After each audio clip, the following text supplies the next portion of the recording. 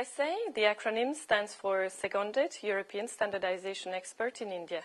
The SESEI project is led by 5 partners: the European Commission, EFTA, the 3 European standards organizations, CEN-CENELEC and SESEI, and it is a project which will last for 3 full years.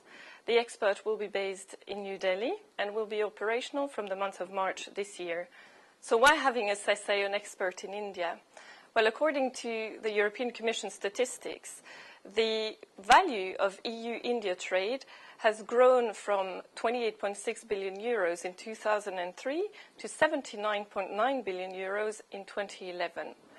Also, over the same period of time, the EU investments in India have tripled. So the Indian market is definitely an important market for Europe. However, the Indian standardization system remains very complicated, and the technical regulations are still very intertwined with technical specifications.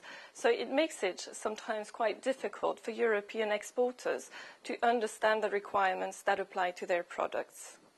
The role of SESEI is quite challenging and exciting. Through this role, I would be able to promote cooperation between India and Europe in the field of standardization and related policies and regulation, which will further strengthen the bilateral trade activities between both the countries and further increase investments as well. So what is the aim of the SESEI project? Well, the primary aim of this project is to support the regulatory trade dialogues between EU and India by strengthening the cooperation at standards level.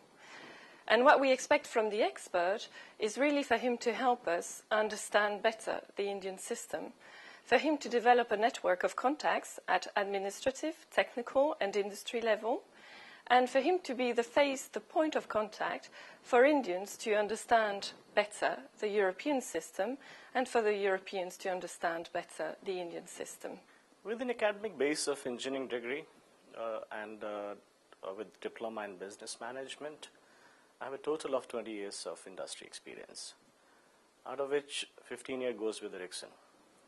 In Ericsson, the last 5 years have been exclusively dedicated towards Indian government organization and industry, covering regulatory affairs, public policy affairs, including standardization.